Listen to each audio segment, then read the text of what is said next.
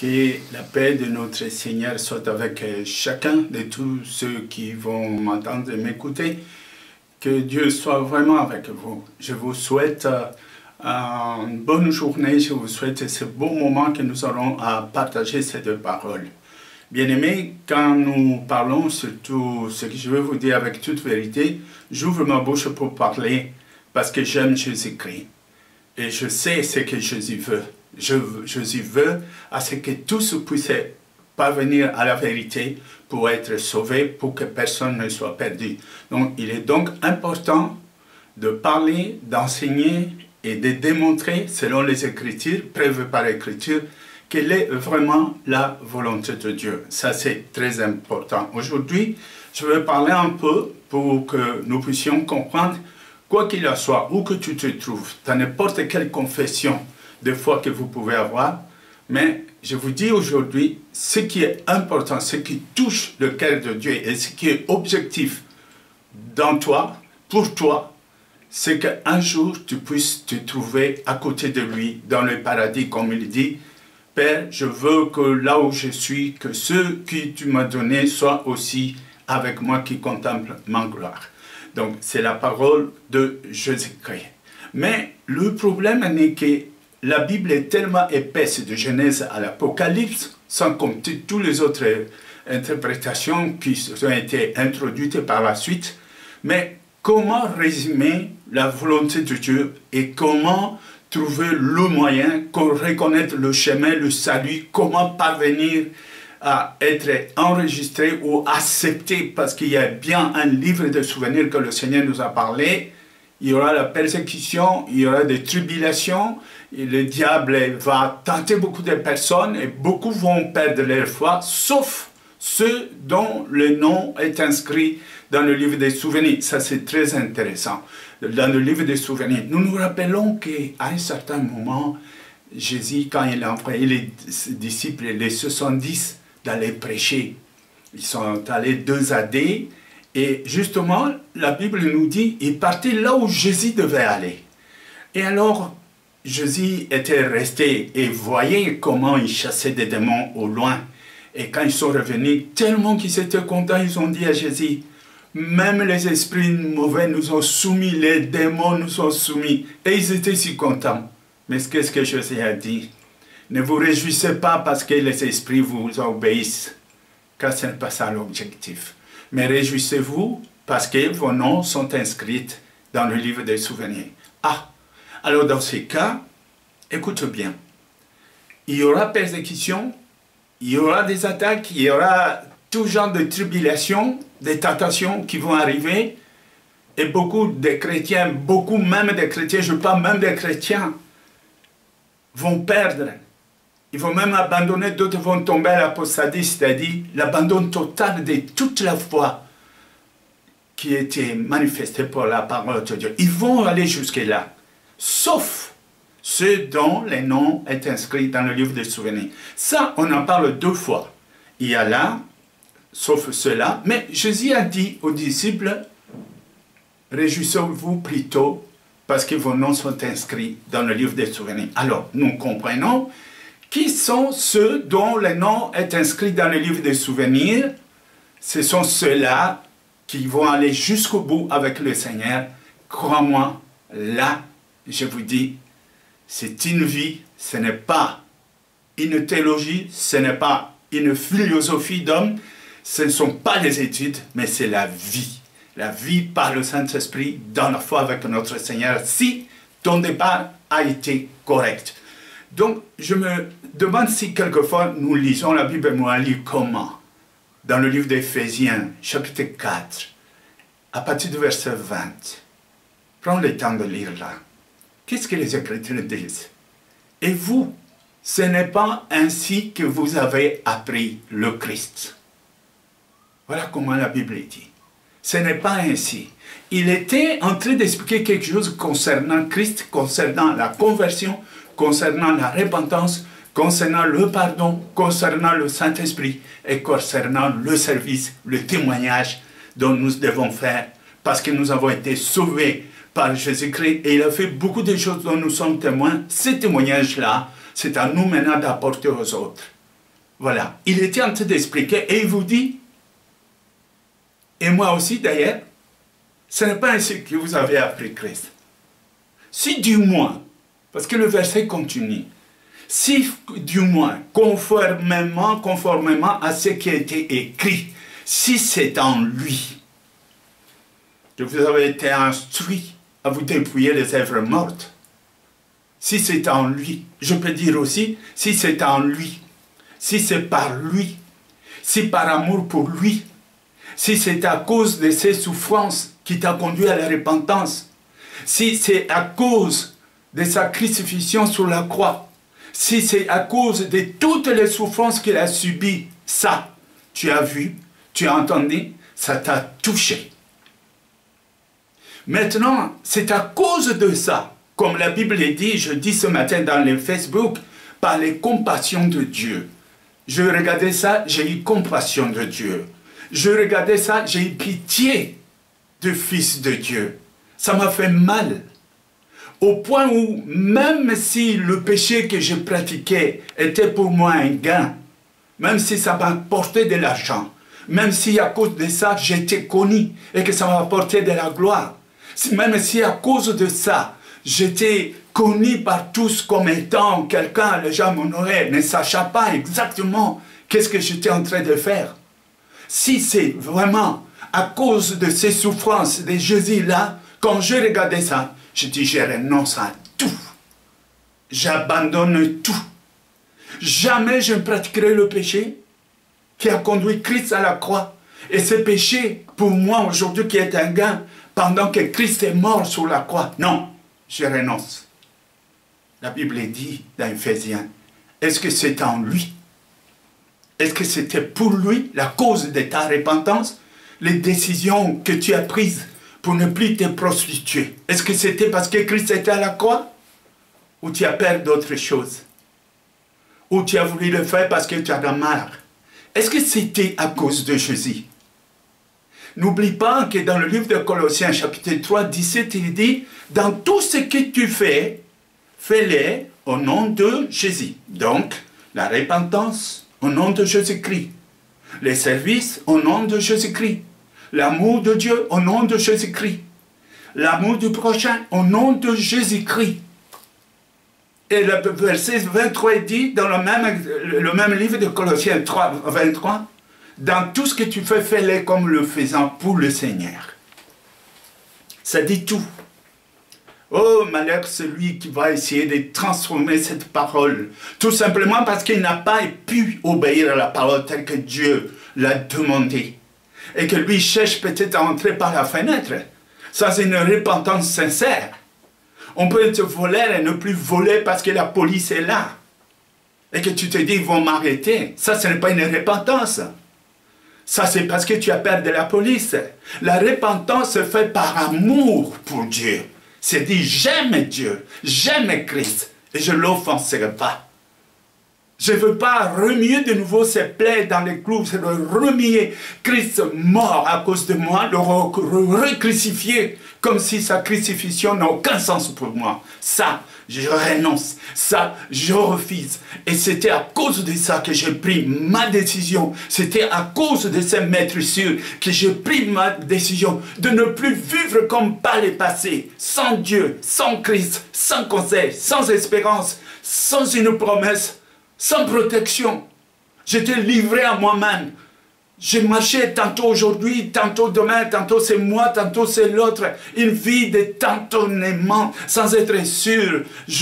Tous les soirs, j'étais dans le cauchemar, je faisais cauchemar la nuit. Je me réveillais très tôt en train de réfléchir quel côté prendre, quel côté choisir, quel travail faire. Toutes ces choses, j'ai mis à côté.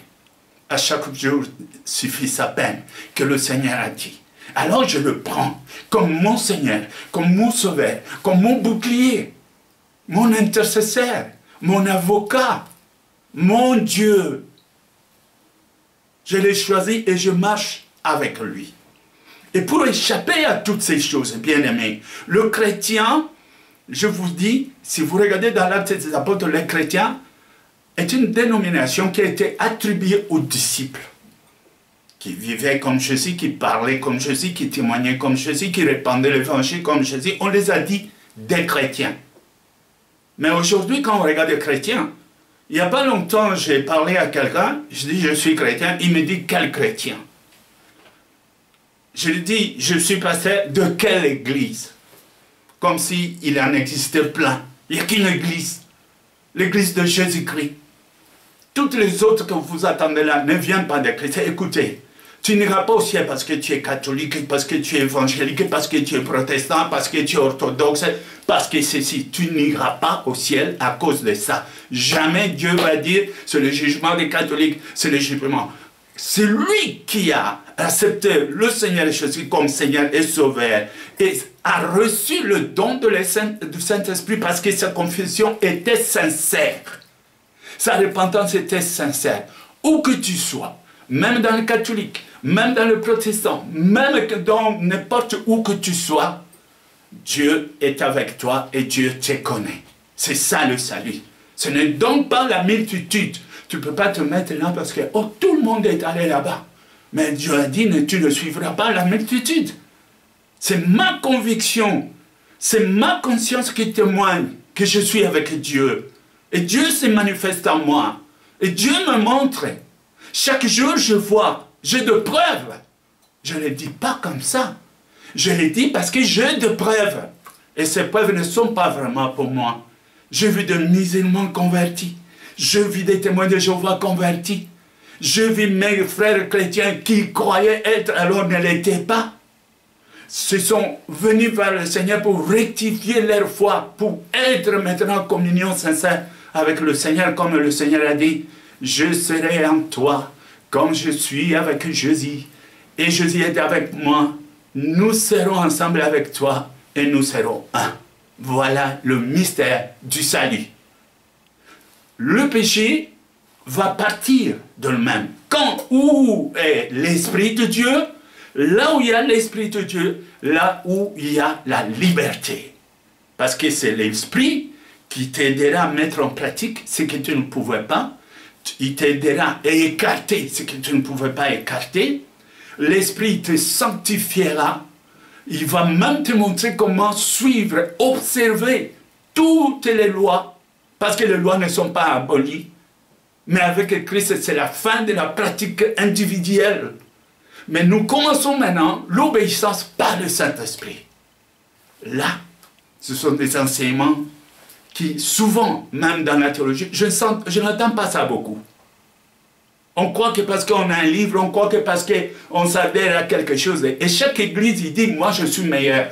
Non, l'église est à Christ. L'église appartient à Jésus. Et c'est lui le maître. C'est lui le seul qui dirige par le Saint-Esprit. Et c'est devant lui que chacun de nous rendra compte. Et le pape et tous les autres rendront compte un jour devant le Seigneur de gloire. Là où la Bible dit, tout genou fléchira et toute langue confessera, de gré ou de force. Fais-le maintenant. Sinon, tu le feras quand même, mais d'une autre façon. Alors, ceux qui acceptent, ceux qui croient vraiment, ceux qui veulent rectifier votre vie, c'est ça. Écoute, être avec Christ, Jésus a toujours dit que la paix soit avec vous. C'est impossible qu'on ait Christ et qu'on n'a pas la paix. C'est la première des choses qu'il donne, la paix, l'assurance, la joie, la confirmation du salut. Et tu sens une joie qui te remplit, qui n'a pas de raison, et ça vient, et ça t'inonde. Tu es content. Difficile à provoquer une colère, à démarrer une colère. Toutes ces choses-là disparaissent. Car il est réel. Il est la source de la vie. Il est la source de la bénédiction. Il est la source du bien-être. Les foyers sont bénis par Christ. Si vous rejetez Jésus-Christ, vous êtes en dehors. C'est le monde. Oh, que le Seigneur nous fasse comprendre cela. Je ne veux pas finir avant que je lise quelques versets bibliques que j'ai devant moi ici. Dans 1 Jean chapitre 3, verset 2, qu'est-ce qu'il dit? Bien-aimés, nous sommes maintenant enfants de Dieu. Et ce que nous serons n'a pas encore été manifesté. Mais nous savons que lorsque cela manifesté, nous serons semblables à lui. Parce que nous le verrons tel qu'il est. Maintenant, nous ne le voyons pas encore. Mais quand cela va se manifester, nous le verrons tel qu'il est parce que nous serons semblables à lui. Je ne marocainise pas. Non, ce n'est pas ça. C'est le Seigneur qui me promet. Et je bénis Dieu. Il est créateur, moi je suis créature. Mais j'ai des privilèges sur mon chemin, sur ma foi, sur ma route. Il y a ces privilèges. Et même, la Bible nous dit, elle nous dit avec toute sincérité, l'objectif final, tel qu'il est Jésus, tel qu'il avait sa vie, tel que nous devons être. Pourquoi est-ce que nous sommes appelés disciples? Il y a même un certain docteur qui s'est dit docteur de la parole. Moi je lui dis disciple et se le lève. Non, ce n'est pas ça. Ouh là là là là là là là. Non. Il y en a qui se trompent. Hein? Il y en a vraiment qui se trompent. Nous sommes des élèves de Christ. C'est-à-dire, Christ nous apprend à adopter une certaine vie. Cette vie, d'abord par la repentance, et ensuite recevoir Christ afin que nous soyons dirigés par le Saint-Esprit. C'est une vie. Lui-même, avant de prêcher, il avait dit, l'Esprit du Seigneur est sur moi. Moi, je peux dire la même chose. L'Esprit du Seigneur, il m'a oint. Comment? Au nom de Jésus-Christ, que je crois, dont j'ai donné la vie. L'Esprit est avec moi aussi. Et c'est par lui que je parle. Et c'est au travers de lui que je vis. J'ai donné ma vie. Lui, il l'a donné à la croix. Moi, je n'ai pas donné à la croix. Et si cela venait, gloire à Dieu. Mais moi, je la donne au temps de ma vie. Car la vie, c'est le temps de la vie. Donc, je donne toute ma vie, je ne fais plus rien d'autre, je m'occupe de Dieu. Ah, tu ne fais plus rien d'autre? Bien sûr, je ne fais plus rien d'autre. Le Seigneur a bien dit, quelqu'un, s'il veut le suivre, tu mets la main sur la charrière que tu regardes derrière, tu n'es plus digne. Le Seigneur a dit, quelqu'un a dit, je vais aller enterrer mon père. Il dit, celui qui vient vers moi et qui regarde la barrière, tu n'es pas digne de moi. Laisse le mort enterrer les morts. Aujourd'hui, on dit, oui, mais c'est mon père. Ton père, vraiment, c'est lui qui t'a créé. Tu ne sais pas que Jésus avait dit devant sa mère, devant ses frères, ma mère, mes frères, mes sœurs, c'est ceux qui écoutent la parole de Dieu et qui le mettent en pratique. Ah, vous allez dire, je dis, est-ce que devons-nous dire qu'il est impoli? C'est ça? Il disait la vérité. La pire vérité, quand le monde ici va nous séparer.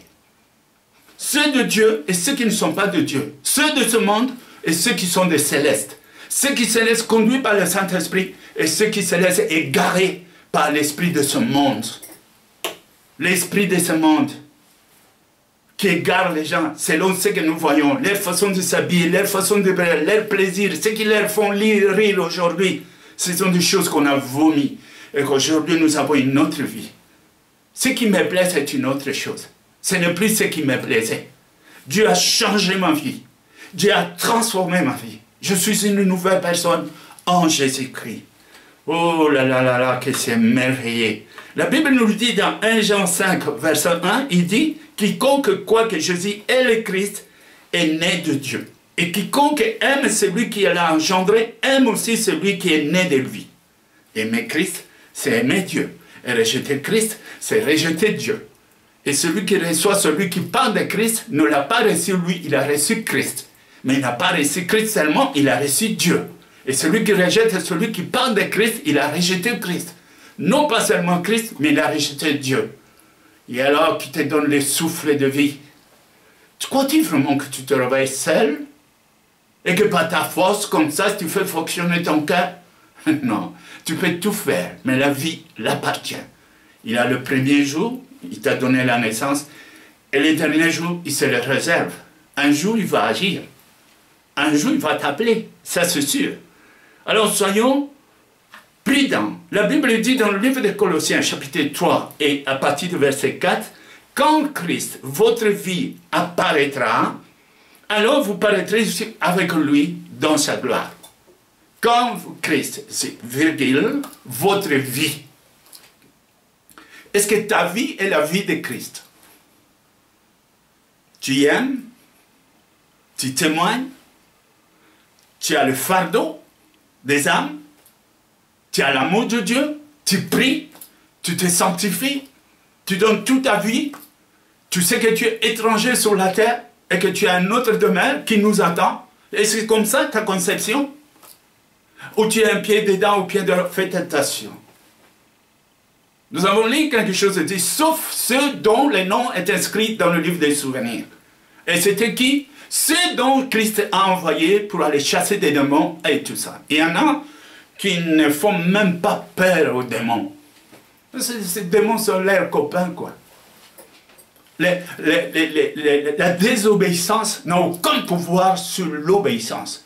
C'est un peu comme un groupe de voleurs qui vont aller voler, ils trouvent les autres qui les ont précédés pour le même coffre, ils se trouvent là. Alors, ils vont dire quoi? Oh, vous êtes des voleurs. L'autre va dire quoi? Voleur. Tu peux dire, hein? On est des collègues, quoi. Voilà ce qu'il va dire. Celui qui vole ne peut pas parler de celui qui vole, qui est voleur. Vous êtes tous la même chose. Il n'y a que ceux qui sont saints peuvent parler de ça. Non pas pour les accuser, ni les critiquer, mais pour démontrer réellement que vous êtes dans un mauvais chemin. Et qu'aujourd'hui, la repentance est encore possible. Le livre de Galates, chapitre 3, 26, la Bible dit « Car vous êtes tous fils de Dieu par la foi en Jésus-Christ ». Il y a là un problème. Très souvent, les musulmans parlent « Oui, mais fils de Dieu, Dieu n'a pas de fils de Dieu. » Ah là là, ils ne voient que ça, ils ne pensent qu'au sexe. Ils croient vraiment Dieu pour avoir un enfant, il faut avoir une femme pour coucher et puis il faut avoir un enfant. Oh là là, quelle abomination. Et Adam, sa mère c'est qui? Vous croyez à Adam? Ou qui est le père, qui est la mère d'Adam? Vous croyez à ça? Vous croyez vraiment si Dieu veut faire quelque chose, il a besoin il te crée. Adam n'a pas été créé bébé. Il était déjà adulte. Qu'est-ce qui l'empêche lui aussi de nous visiter? C'est un problème. Si Dieu ne peut pas nous visiter en corps humain, alors il n'est pas Dieu. Mais s'il est Dieu, avec toute sa puissance, qui est illimitée, il peut le faire. Il peut faire tout.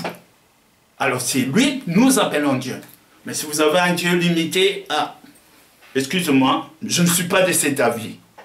Mais nous faisons tout cela avec toute une espérance. Pourquoi? Parce que Job disait une fois, dans 19, 26, « Quand ma peau sera détruite, il se lèvera. Quand je n'aurai plus de chair, je verrai Dieu. » Et c'est sûr. Aujourd'hui, écoute bien, j'ai 72 ans. J'ai reçu Christ dans mon enfance. La première fois que je me confiais à Christ, j'avais 13 ans et 14 ans. Vous voyez les parcours? J'ai baptisé des milliers de personnes. Beaucoup se sont convertis. Beaucoup aujourd'hui servent le Seigneur comme des pasteurs. Quelquefois on me demande où est ton église? Non, je n'ai pas un bâtiment comme vous. Vous avez un bâtiment, c'est ce que vous appelez votre église. Mais croyez-moi, ces briques-là vont rester. Dieu est en train de choisir des hommes et des femmes. Ton église et mon église aussi. Si vraiment tu prêches Christ, je peux venir chez toi, je prêche. Mais je ne suis pas le membre dont tu crois que tu vas soumettre à ce que tu dis. Non. J'aurais pu me soumettre à toi si j'étais ton travailleur à toi. Excusez-moi, mais j'ai un patron. Mais mon patron s'appelle Jésus-Christ. Et il est là, mais tu ne le vois pas, c'est ton problème. Moi, je le vois. Ce n'est pas ta conscience qui va me diriger. Je suis dirigé par ma conscience, par ma conviction. C'est ça. J'ai entendu la parole de Dieu, j'écris, je me suis accroché et le Seigneur agit, cela me suffit. Et maintenant, je suis en train de gagner beaucoup d'âmes. C'est pourquoi j'ai voulu parler de ça. Il faut que nous comprenions que le but final de notre Seigneur Jésus-Christ est celui-là même. Que nous tous puissions suivre cette vie de Jésus-Christ. Il est comme notre premier-né, notre grand frère, si vous voulez, en d'autres termes, et que nous sommes des élèves. Nous sommes ses frères. Par le même esprit. Quelqu'un, je veux faire une séminaire, il me dit, mais on ne peut pas être comme Jésus. Moi, j'ai dit, oui, c'est impossible. Parce que Jésus, il est Dieu. Mais l'esprit qui était à Jésus, nous avons réussi ça. Et la Bible dit aussi, dans Romains 6, je crois, à partir des 13, si nous sommes de même plante avec lui, si nous avons les mêmes racines, le même fondement avec lui, nous les serons aussi dans la gloire, ensemble avec lui. Vous doutez? Ce n'est pas ça la foi. La foi, c'est de croire à ce que Dieu a dit. Je crois à sa naissance, je crois à sa mort, je crois à sa résurrection et je crois à son omnipotence. Ça veut dire qu'il est avec moi au moment même où je vous parle. Et il peut être avec toi là où tu es, si jamais tu crois. Regarde maintenant ce que tu fais. Tu réunis Christ, d'accord, mais qu'est-ce que tu fais? Comment est ta vie? Il y a des choses que tu fais qui sont honteuses. Écoute, tu n'aurais pas le courage de le dire publiquement. Mais ça t'acquise. Tu dois être conscient. Il faut apprendre à entrer dans toi-même, te juger toi-même et d'accepter que tu es égaré. Il n'y a pas d'espérance. Tu n'es pas sûr que tu es sauvé. Et pourtant, ceux qui sont en Christ sont sûrs d'avoir été sauvés. Pourquoi? Parce que nous sentons une présence qui nous regarde. Je ne connais pas le chemin. Jésus connaît le chemin. Mais il me tient à la main. Et il me dirige. Chaque jour suffit sa peine. À chaque jour, j'ai ma victoire. À chaque jour, je vois sa gloire. Et voilà, je vis les jours en jour. Et le Seigneur, c'est à lui qui accumule les jours, qui font des semaines, qui font des mois, qui feront des années. C'est à lui de les voir, de les regarder. Un jour, il me dira ce que ça signifie. Mais moi, je regarde devant. Je ne regarde pas derrière. Qu'on dise ce qu'on veut, qu'on critique, qu'on fasse quoi. Ils doivent parler. C'est comme des chiens qui aboient. Ils doivent, parce que c'est l'herbe, ils n'ont rien vu, ils ne comprennent rien. Ils vont continuer jusqu'au jour que le Seigneur se réserve, les grands jours de le Seigneur. La Bible dit, qui va résister aux grands jours que le Seigneur préserve?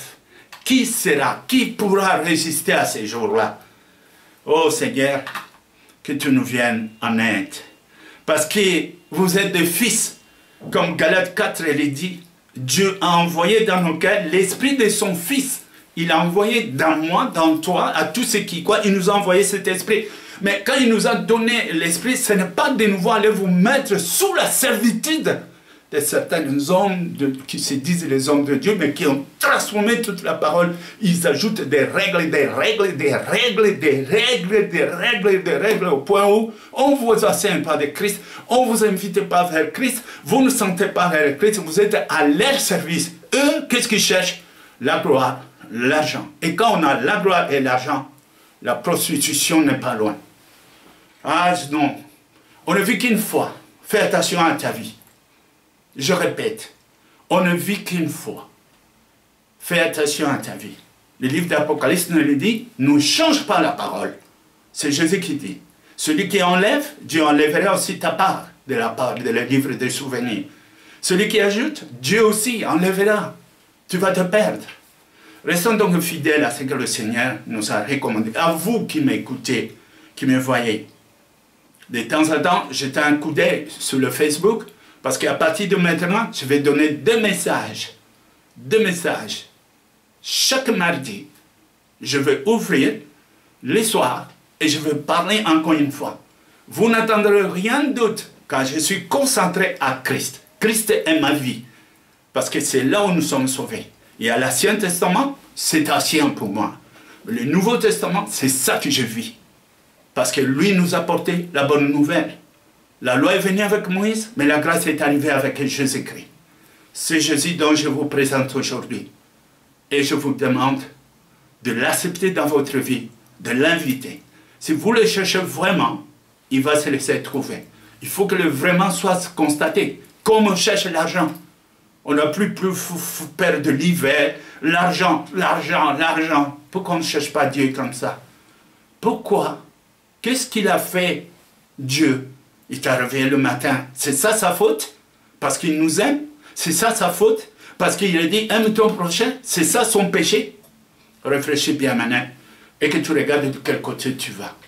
Je fais une courte prière par la grâce de Dieu. Père de gloire, je lève ma main, Seigneur, pour ceux qui m'écoutent à ce moment. Au nom de Jésus-Christ, de ce que j'ai reçu à toi, je les transmets aussi. Car la foi, Seigneur, la foi qui signifie te faire confiance. Faire confiance à tout ce que tu as dit. C'est ça qui donne la vie. Évidemment, Seigneur, il y a beaucoup d'appelés, mais trop peu de lits.